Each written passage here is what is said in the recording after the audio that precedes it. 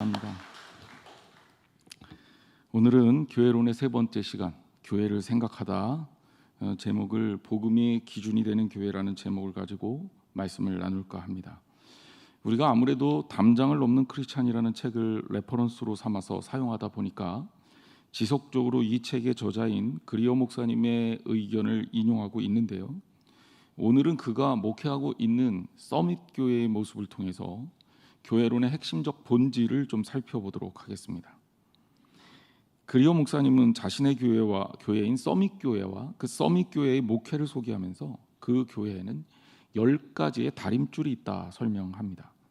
다림줄이라는 것은 건축을 하는 데 있어서 수평과 수직 여부를 가늠하는 데 사용하는 기준점을 말합니다. 그래서 다림줄을 내리고 건축을 하게 되죠. 그래서 다림줄을 맞춰서 똑바로 건축을 해야 이 건축의 균형이 잡혀서 무너지지 않습니다. 그러니까 굉장히 중요한 것이죠. 그러다 보니 이 다림줄이란 말은 성경에서 특히 예언서에서 인용이 되고 있는데 아모스서와 스가랴서에서 인용이 되면서 하나님이 그의 백성의 영육을 판단하고 심판하실 때 기준으로 삼는 하나님의 공의를 상징한 그런 도구로 성경에 나타나 있습니다. 그리어 목사님 자신이 목회하는 서밋 교회에서 다림줄이라는 표현을 사용하면서 교회가 이 기준에 따라 살아야 됩니다라고 가르치고 있는 것을 뜻해요. 어떤 교회가 어떤 기준을 갖고 있다는 건 굉장히 중요한 일이고요. 이거는 교회뿐만 아니라 어느 공동체든 굉장히 중요한 일일 수밖에 없습니다.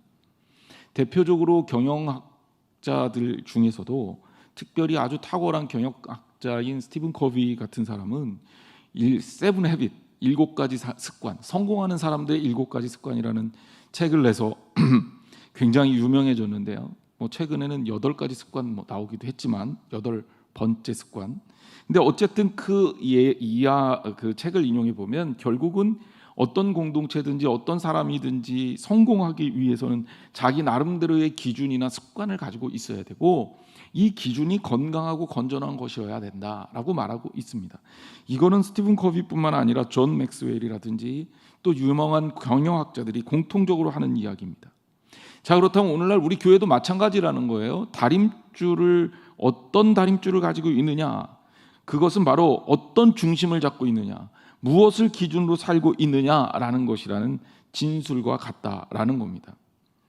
그래서 이 서밋 교회엔 10가지 다림줄이 있다고 이야기를 하는데 이 다림줄을 한번 살펴보겠습니다. 한번 같이 하나하나 보죠. 먼저 플럼 라인이라고 불리우는 첫 번째 다림줄, 이것은 복음은 수영장에 들어가기 위한 다이빙대가 아니라 수영장 그 자체다. 말이 좀 명확하게 안 들어오죠. 하여튼간 넘어가요. 제가 이거 이따가 설명드리겠습니다. 두 번째부터는 좀 쉬워요. 두 번째 다림줄은 뭐냐? 모든 사람이 자기 자리에서 부름을 받았다. 여러분들이 살고 있는 그 현장, 여러분이 발을 디디고 있는 삶의 자리가 바로 하나님께서 부르신 자리라는 이야기입니다. 세 번째 다림줄, 주일만큼 주중의 삶도 중요하다. 우리가 지난주에 교회의 모델을 살펴보면서 교회의 모델이 유람선도 아니고 전투함도 아니고 그리고 항공모함의 유형을 가져야 된다라고 설명을 드렸죠. 항공모함은 교인들의 삶의 자리가 중요하다라는 이야기를 했어요. 여러분이 주중에 이루어지고 있는 삶의 모습이 바로 주일만큼 중요하다라는 겁니다. 네 번째, 교회는 리더십 양성소다, 이런 다림줄을 갖고 있다고 말합니다. 바로 교회는 교인들을 키워내고 훈련시키는 곳이다라는 거예요. 다섯 번째 다림줄도 이 맥락에서 생각하면 쉽습니다. 교회는 보이지 않는 예수님을 보이게 한다라는 거죠. 전에 교회 나오기 전에는 예수님을 몰랐어요. 예수님을 귀로 들었어요. 그래서 구체적으로 몰랐어. 하지만 교회에 나오기 시작하면서 신앙생활을 하기 시작하면서 신앙이 성장하면서 예수 그리스도를 우리가 만지고 만나고 경험할 수 있게 된다는 거예요. 보이지 않는 예수님을 보게 하는 것입니다. 여섯 번째 다림줄, 언제나 모든 일의 초점은 제자 삼기다. 이것도 역시 성경적이죠. 예수님의 제자가 된다는 것은 예수 그리스도를 따르는 것을 의미하고 그것은 바로 교회의 목표입니다. 그래서 성도들은 다 누구나 예수님의 제자가 되어야 하는 거죠. 일곱 번째 다림줄, 모든 목사는 선교 목사고 모든 성도는 선교사이다라는 이야기를 하고 있습니다.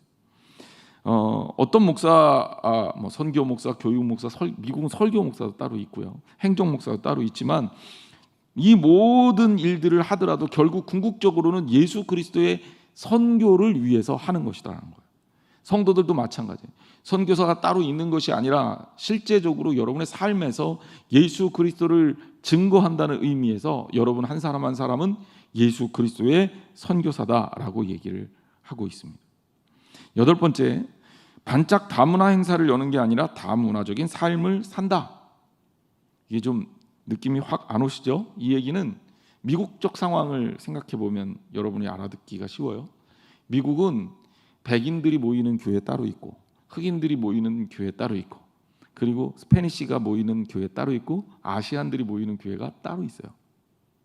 일반적으로 그렇다는 얘기예요. 물론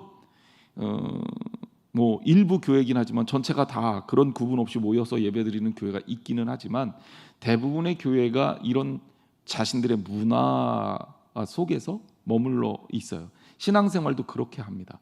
그러다 보니까 다문화적이라는 것이 교회 안에 담겨 있지 않은 경우가 참 많아요. 하지만 그런 것들은 성경적이지 않잖아요. 그래서 교회에서 반짝 다문화 행사를 합니다. 그런데 행사로 끝나는 게 아니라 이 그리어 목사님은 교인들의 삶이 다문화적이어야 한다라는 것. 인종이나 문화나 경제적 유무나 혹은 어떤 상황에 따라서 신앙생활에 있어서 차별을 두지 않는 신앙을 해야 된다, 가져야 된다라는 얘기를 하고 있습니다. 그 다음에 9번째 다림줄이죠. 모험은 언제나 옳다. 그러니까 예수 그리스도를 믿는 사람은 예수 그리스도를 따르는 삶이 사실은 모험이고 우리가 어떤 일을 하든지 안정된 일만 하고 갈 수는 없다는 거예요. 때로는 그리스도 안에서 예수 그리스도를 믿는 믿음으로 모험을 한다면 그 모험은 언제나 옳다. 이것을 다림줄로 놓고 있습니다.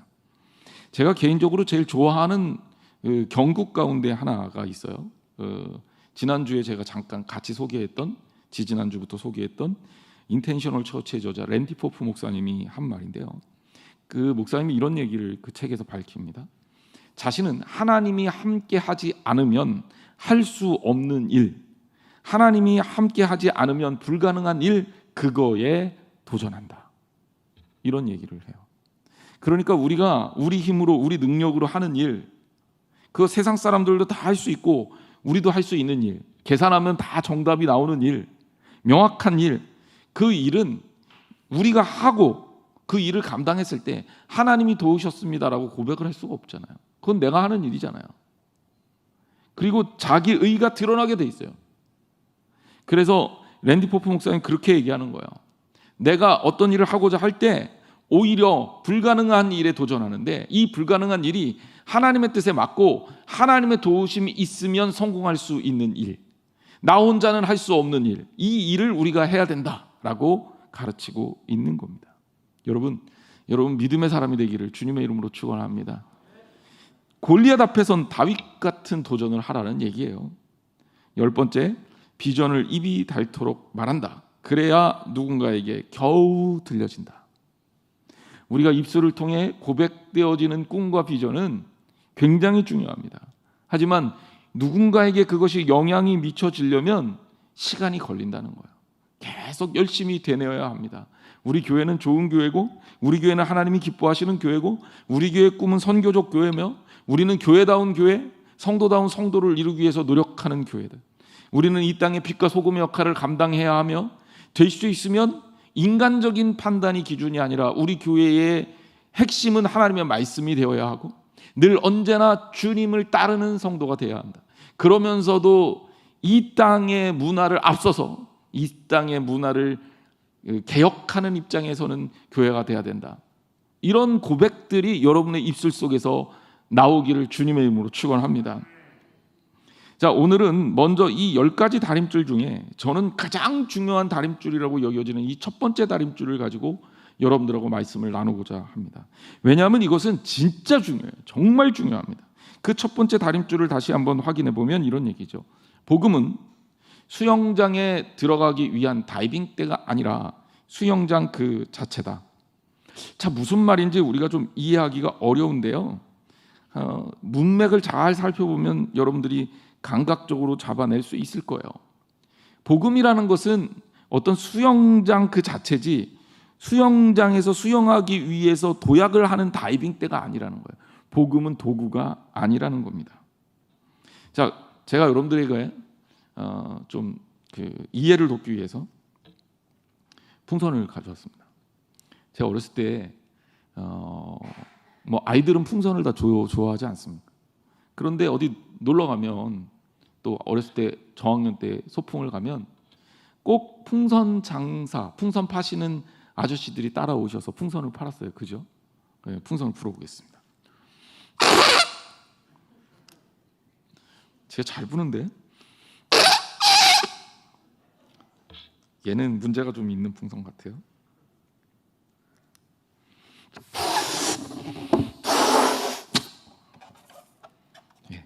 이 풍선이 좀 컸으면 좋은데 작아요.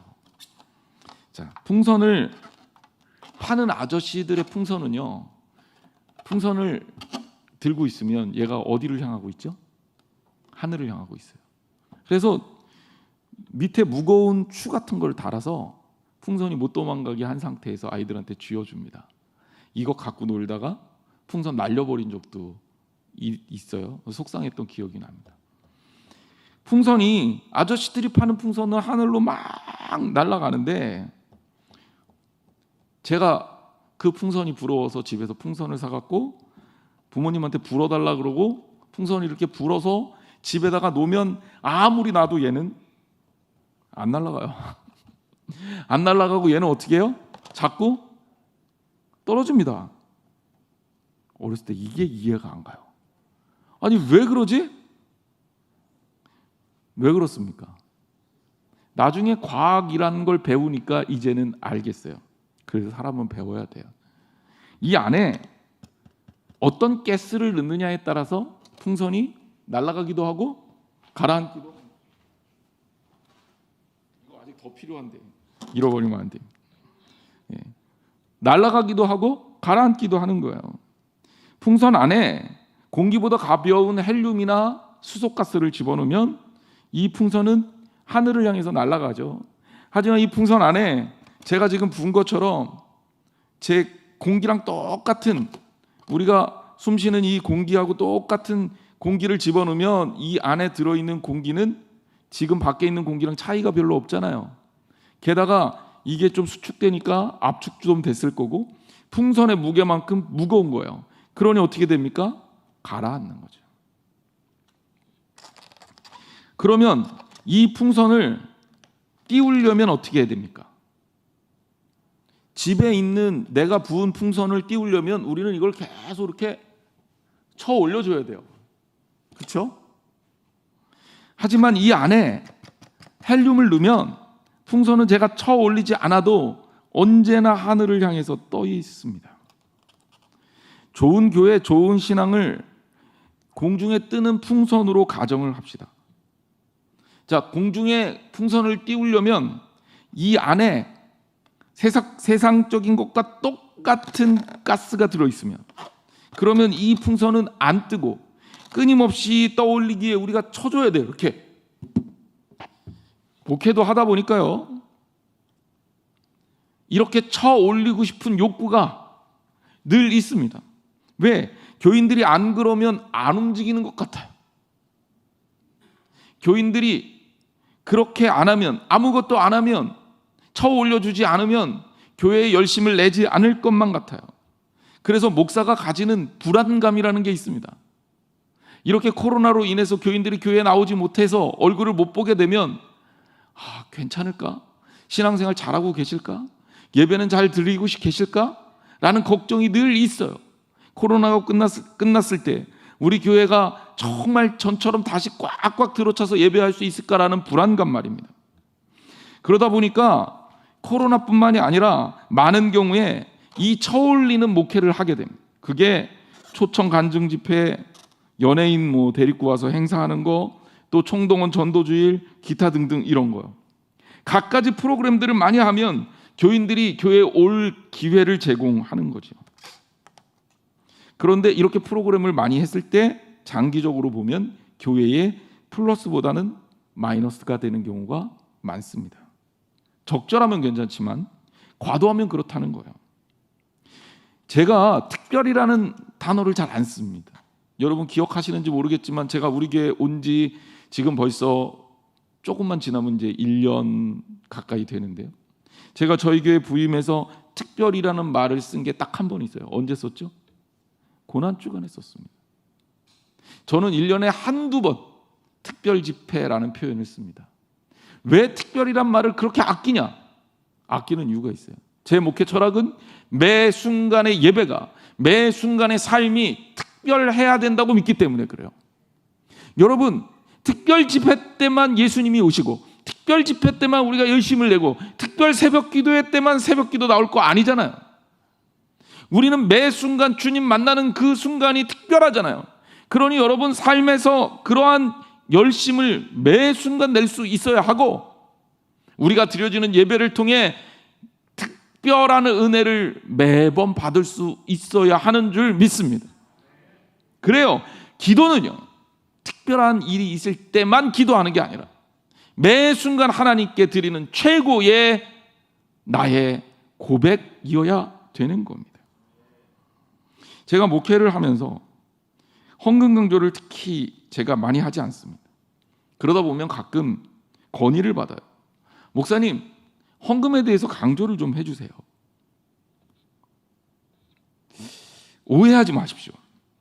하나님께 드리는 예물이 중요하지 않기 때문에 강조하지 않는 게 아닙니다.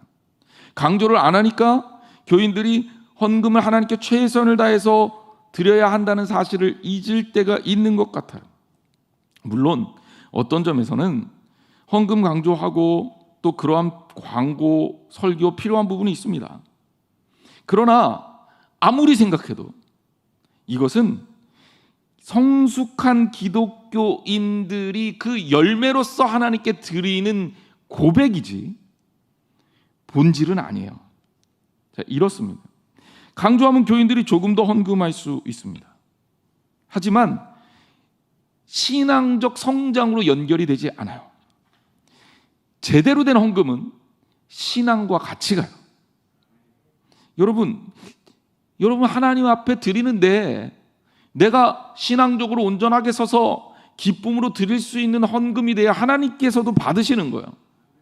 남들이 들으니까, 안 드릴 수 없으니까, 창피하니까, 압박감에, 의무감에 별로 좋은 헌금이라고 저는 생각하지 않습니다. 저는 그래서 교회의 헌금 구조에서 11조와 감사 헌금이 특히 더 많아져야 된다고 생각해요. 왜냐하면 11조라는 것은 뭐냐면 내 가진 소유가 하나님의 것임을 인정하는 거예요. 그런데 이게 신앙이 없으면 그 인정이 안 되죠. 신앙이 있어야 드릴 수 있는 헌금이 11조 헌금이에요. 내 삶의 모든 것이 하나님의 것입니다. 그러면 내가 가진 것 중에 일부를 드리는 게 아니라 나는 하나님께 전부를 다 받았어요. 이건 다 하나님 거예요. 그런데 하나님의 은혜로 10분의 9를 내게 쓰게 하시고 나는 이것이 하나님의 것입니다라는 고백으로 10분의 1을 드리는 거예요. 11조는 바로 그런 겁니다. 11조를 드려서 복 받고 안 받고 이거는 둘째 문제고 11조는 바로 내 신앙 고백이에요. 내 삶의 주권이 하나님이십니다라는 고백이에요. 그러니 11조를 드리는 교인들이 많아지면 신앙적으로 성숙한 교인들이 많아진다는 의미겠죠. 그래서 교회가 부흥하는 것과 마찬가지로 교회가 성장하기 위해서는 성장이라는 것이 질적, 내면적 성장을 포함하는 겁니다. 11조 헌금을 드리는 교인들이 많아져요. 온전한 11조를 드리지 못하는 교인들이 믿음으로 온전한 11조를 드릴 수 있는 교인으로 바뀌는 사역을 해야 된다. 그런데 여러분 이게 헌금 강조한다고 되는 게 아니에요. 신앙이 자라야 따라오는 거예요. 감사 헌금은 뭡니까? 우리의 삶에서 하나님께 고백하는 거 아닙니까? 하나님께서 내 삶을 주관하고 계시고 내가 그 은혜에 감사합니다라는 고백을 하는 거 아닙니까? 감사 헌금이 늘어난다는 것은 우리 교인들이 하나하나가 일상생활 속에서 하나님과의 교제를 가지고 주님을 통해서 은혜를 받고 있다는 사실이에요. 그래서 교회가 건강해지려면 감사 헌금이 많아져야 하는 겁니다. 물론 이게 기본이고 다른 여러 가지 헌금들은 하나님의 필요에 따라서 여러분들이 얼마든지 드릴 수 있어요. 아까 광고했던 이웃사람 헌금 같은 경우도 참 우리 교인들에게 제가 너무 감사를 드립니다. 죄송하게 신문에는 저는 얼굴 나는 거 싫은데 제 얼굴도 나고 또 이름도 올라갔지만 제 얼굴 제 자랑하려고 이런 기사를 내려고 이 일을 한 거는 아니에요. 우리 교인들이 최선을 다해서 드려진 헌금으로 인해서 우리들이 생각하고 계획했던 것보다 훨씬 더 많은 도움을 이웃들에게 줄 수 있었고 그 사역이 생각보다 너무 놀랍게 확장이 됐습니다. 그래서 그거 통해서 이렇게 하나님께 영광을 돌릴 수 있게 된 게 너무 감사해요. 제 바람은 많은 사람들이 그러잖아요. 야, 그 교회가 뭐하냐, 코로나 때 맨날 모이지 말라 그랬는데 모여갖고 감염이나 되고 말이야, 이러면서 욕을 실컷 얻어먹는 교회가 아니라 우리 교회는 이 어려운 상황에서도 사랑할 줄 아는 교회다라는 생명력을 증거하는 데 있다는 거예요. 그게 하나님의 일을 하는 거죠. 여러분, 또 선교헌금을 드리면 선교사들의 또 교회가 하는 일 중에서 여러 가지 일들 중에 필요한 선교적 일에 하나님 앞에 쓰여질 수 있는 헌금을 드리는 겁니다. 신앙과 같이 가는 거라는 거예요. 그러니 여러분 이거 하세요 저거 하세요 할 필요가 없이 여러분들이 하나님 안에서 깨닫고 신앙이 자라게 되면 당연히 교회는 헌금이 늘어날 수밖에 없습니다. 행사도 마찬가지입니다. 그리오 목사님이 그런 이야기를 그의 책에서 밝혀요. 입으로 불어서 팽팽하게 한 풍선처럼 특별하게 일회적 헌금, 일회적 행사를 강조하면 그 시기에 헌금이 늘어나거나 그 시기에 헌신이 늘어나는 일시적 현상이 일어납니다. 하지만 이것은 제대로 된 신앙이 아니라 풍선을 위로 쳐올리는 것과 같다는 거예요. 본질은 뭡니까? 풍선 안에 헬륨을 채워서, 풍선 안에 성령을 채워서 주님을 향한 뜨거운 신앙이 우리를 열정적으로 만들면 자연스럽게 쳐올리지 않아도 그 풍선은 하늘을 향해 뜨게 돼 있다는 겁니다. 신앙의 본질은 바로 그런 거예요. 코로나로 인해서 제대로 행사 뭐 하나 할 수가 없습니다. 여러분 성경학교도 청년부 수련회도 중고등부 수련회도 또 우리 교인들하고 우리 연세 드신 분들을 모시고 은빛 여행도 못 가고 또 체육대회도 했으면 좋겠는데 못 하고 뭐 할 수 있는 게 별로 없어요. 우리 교인들하고 성지순례도 가고 싶고 또 전도도 열심히 해야 되고 같이 식탁도 나눠야 되고 할 일이 얼마나 많은지 몰라요. 소그룹으로 성경 공부도 해야 되고 아무것도 못합니다. 그래서 우리 좌절만 하고 있을 겁니까? 그런데 여러분 이렇게 보여지는 교회의 조직적인 행사들은 그냥 프로그램이에요. 본질이 아니에요. 그거 안 한다고 우리가 예수 그리스도인이 되지 않는 것 아닙니다. 우리에게 정말 중요한 것은 뭐냐면 여러분들 가슴 속에 예수 그리스도를 품고 예수 그리스도의 자녀로 사는 거예요.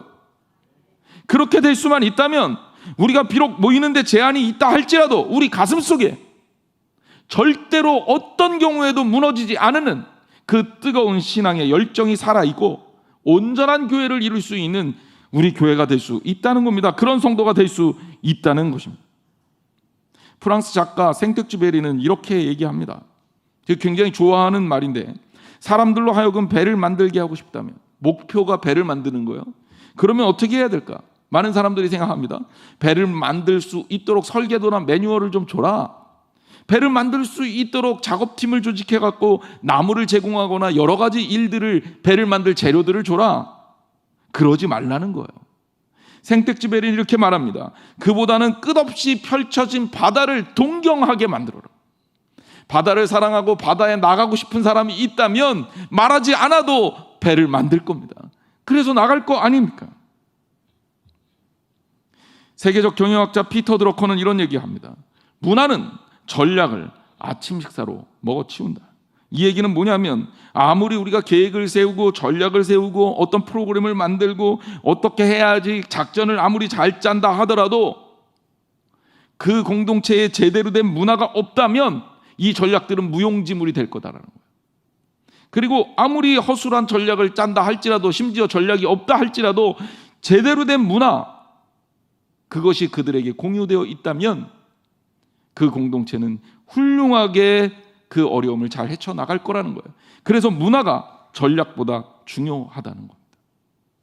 우리 코로나 상황을 보면서도 이런 일들을 경험하지 않습니까? 단계를 올린다 그래서 코로나 환자가 주는 게 아니에요. 국민들의 의식 수준이 올라가야 돼요. 그래서 자신들에게 필요한 것들과 필요하지 않은 것들을 구별할 줄 알아야 돼요. 아무리 긴급사태를 선언해도 소용이 없는 겁니다. 문화가 그만큼 중요하다는 거예요. 기억하십시오. 우리가 전도를 못한다면 세상을 전도하기 위한 프로그램이 부족해서 전도를 못하는 게 아닙니다. 전도 프로그램 많죠. 구구마 전도, 여러 가지 프로그램들이 있습니다. 제가 갑자기 생각이 안 나는데, 제가 알고 있는 것만 해도 칼을 갈아서 전도를 한다든지, 솜사탕을 준다든지, 사탕을 돌린다든지, 이사하는 집을 집중적으로 나가서 전도를 한다든지, 다 좋아요. 하지만 전도에 있어서 핵심은 방법이 아니라 전도를 하겠다는 열정과 열심입니다. 신앙생활도 마찬가지라는 거죠. 신앙생활에 우리의 핵심은 하나님의 뜻에 대한 온전한 동의와 뜨거운 가슴이 교회를 건강하게 세울 수 있다는 겁니다. 바울이요, 훌륭한 전도자였습니다. 바울을 통해 엄청나게 많은 교회들이 세워졌어요. 그가 특별한 전도 기법이 있었거나, 그가 아주 잘하는 전도 폭발 훈련을 받았거나 이런 게 아니라는 거죠. 바울에게는 무엇이 있었습니까? 바울의 가슴 속에 열망이 있었어요. 어떤 열망이냐? 로마서 9장 1절에서 3절 보면 이런 말씀이 있습니다. 내가 그리스도 안에서 참말을 하고 거짓말을 아니하노라. 나에게 큰 근심이 있는 것과 마음에 그치지 않는 고통이 있는 것을 내 양심이 성령 안에서 나와 더불어 증언하노니, 나의 형제 곧 고륙의 친척을 위하여 내 자신이 저주를 받아 그리스도에게서 끊어질지라도 원하는 바로다. 심지어 내가 그리스도에게서 끊어질지라도, 저주를 받을지라도 내가 성령 안에서 증언하겠다라는 겁니다. 바울의 각오요, 열심입니다. 이게 신앙이고 이게 신앙의 본질입니다. 교회는요, 프로그램으로 움직이는 게 아니에요. 교회는 예수 그리스도를 사랑하는 뜨거운 열정으로 움직이는 것입니다. 가끔 교회에서 어떤 의무를 감당함에 있어서 교인들 사이에서 불평이 나옵니다. 들어보면 이해할 수 있는 이야기들이에요. 힘들고 어려운 일을 감당해야 될 때 꼭 얄미운 사람들이 있어요.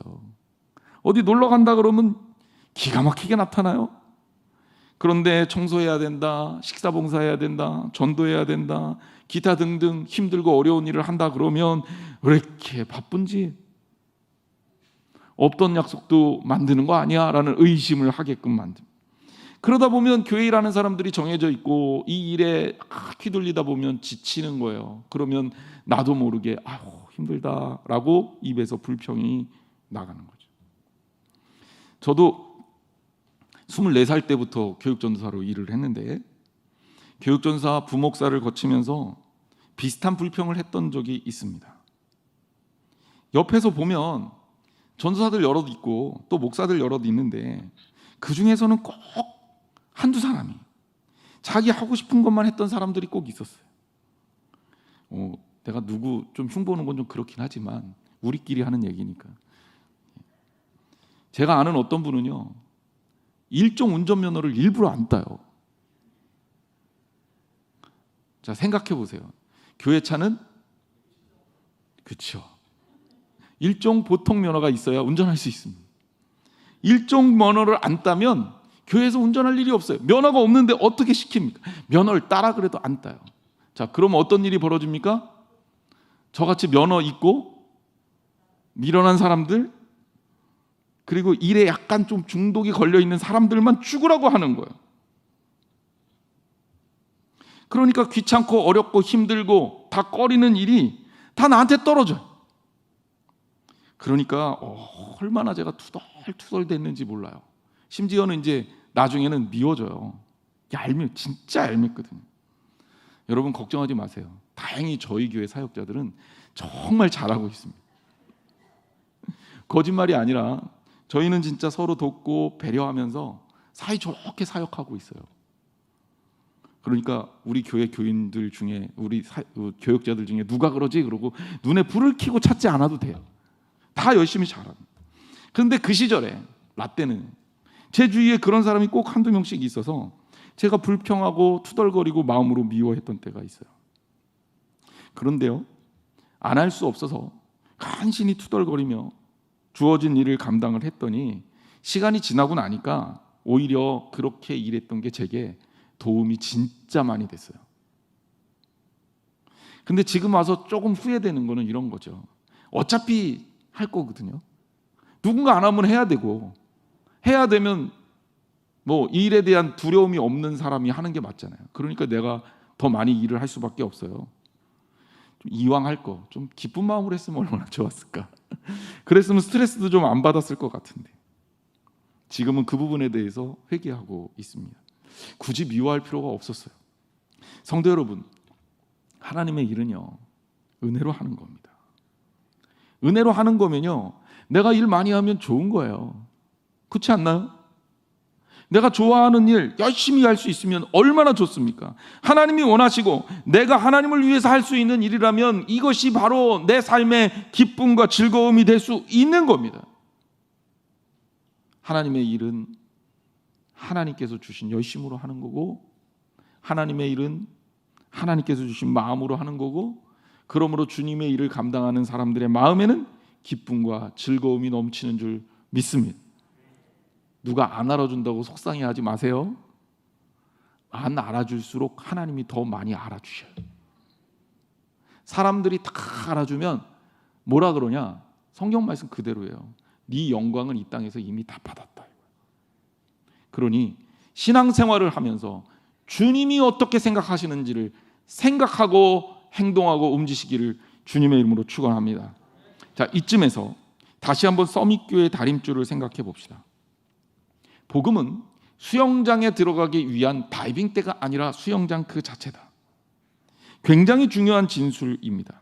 다림줄 이 첫 번째는 뭐냐면 바로 복음이 교회에 들어가기 위한, 구원을 받기 위한 도구나 디딤돌의 역할을 하는 게 아니라 바로 우리가 세우는 교회의 모든 것이라는 거예요. 우리는 복음을 배운다라는 말을 합니다. 배우면 성장할 수 있다고 생각합니다. 성경 공부 초급부터 고급반까지 마스터하면 성숙한 기독교인이 됐다라고 착각을 합니다. 도움이 됩니다. 도움이 되니까 하는 거예요. 앞으로 저희 교회도 성경 공부할 수 있는 기회를 많이 만들어 나가려고 지금 계획하고 있습니다. 지적 성장이 영적인 성장, 질적 성장으로 이어지기 때문에 그렇습니다. 알아야 되죠. 하지만 명심해야 됩니다. 지식이 다가 아니라 복음이 먼저입니다. 단계를 밟아야 되는 것 아닙니다. 어떤 사람은 알파 코스 이수했다고 뭐 다 된 것처럼 그렇게 얘기합니다. 10단계, 12단계, 뭐 심지어 100단계 만들어 봐서 뭐합니까? 그거 다 이수했다고 구원받는 것 아니에요. 진짜 우리에게 중요한 것은 하나님이 우리에게 오시며 사랑의 마음으로 베푸셨던 그 뜨거운 사랑을 가슴으로 받아들이고, 그리고 내가 그 사랑 안에서 살게 되면 그러면 우리는 진짜 기독교인이 되는 거예요. 복음은 디딤돌이 아닙니다. 다이빙대가 아닙니다. 복음은 시작이자 끝이고 전부입니다. 바울의 회심처럼 그 사랑의 본질을 직접 맞닥뜨리게 되면 하나님의 자녀가 될 수 있습니다. 나중된 자가 먼저 되고 먼저 된 자가 나중되는 일은 하나님 나라에서는 흔하게 일어나는 일입니다. 오늘 본문 바울의 권면을 생각해 봅시다. 빌립보서 1장 27절 28절 말씀이요. 오직 너희는 그리스도의 복음에 합당하게 생활하라. 이는 내가 너희에게 가보나 떠나 있으나 너희가 한 마음으로 서서 한 뜻으로 복음의 신앙을 위하여 협력하는 것과 무슨 일에든지 대적하는 자들 때문에 두려워하지 아니하는 이 일을 듣고자 함이라. 그리고 이것이 그들에게는 멸망의 증거요 너희에게는 구원의 증거니 이는 하나님에게로부터 난 것이라. 자, 다 설명드릴 수는 없고 앞에 바울의 고백 첫 번째 진술만 살펴봅시다. 오직 너희는 그리스도의 복음에 합당하게 생활하라. 오직이라는 단어 동그라미 치시고 별표 100개 치셔야 돼요. 복음 말고는 없다는 거예요. 우리의 삶의 기준이 뭐냐? 복음입니다. 우리의 삶의 터전이 뭐냐? 복음입니다. 복음에 합당하게 사는 거예요. 복음을 붙들고 사는 겁니다. 어디에 있든지 무엇을 하든지 우리의 삶의 기준이 복음이고, 우리를 움직이는 힘도 복음이고, 우리가 생각하는 그 세계관 자체도 복음적 세계관이며, 우리가 맺어야 될 열매도 복음의 열매입니다. 사랑하는 성도 여러분, 언제까지나 이렇게 쳐줘야 나는 신앙생활을 할 수 있어 라고 생각합니까? 누군가의 도움을 받아야만 나는 신앙생활을 할 수 있어 라고 생각합니까? 아니에요. 여러분 가슴에 예수 그리스도라는 가스를 채우십시오. 그리고 하늘로 날아가십시오. 기쁨과 즐거움으로 하나님의 역사를 이루십시오. 복음이라는 가스를 채우고 주님의 나라를 위한 열망을 가질 때, 여러분은 쳐 올려주지 않아도, 우리 교회는 쳐 올려주는 프로그램이 없어도, 코로나로 인해서 모이던 모이지 못하던 여러분의 본질은 예수 그리스도이라는 사실을 깨달으시기 바랍니다. 그럼 우리는 진짜 교회예요. 복음이 곧 교회입니다. 복음은 부분이 아닙니다. 복음은 전부입니다. 우리의 삶의 기준 또한 복음입니다. 복음의 그 어떤 것도 우리의 본질이 될 수 없습니다. 그러므로 예수 그리스도께서 십자가에서 죽으시고 부활하셔서 우리를 구원하셨다는 그 놀라운 사랑, 그것을 여러분의 삶에 가득 채우시기를 주님의 이름으로 축원합니다. 기도하겠습니다. 하나님 감사합니다. 우리를 사랑하시는 주님의 사랑을 기억합니다. 우리를 위해서 죽으시고 아낌없이 흘리신 그 피도 기억합니다. 그리고 다시 부활하셔서 우리에게 사명을 주시고 파송하신 하나님의 그 사랑 또한 기억합니다. 이제 우리가 그저 누군가에 의해서 하나님의 나라를 향하는 것이 아니라 우리 가슴에 성령의 뜨거움을 품고 하나님의 나라를 향하는 보다 본질적인 복음의 사람이 되기를 소망합니다. 우리 성도들이 그러하게 하시고 우리 교회가 그러하게 하여 주옵소서. 예수님의 이름으로 간절히 기도했습니다. 아멘.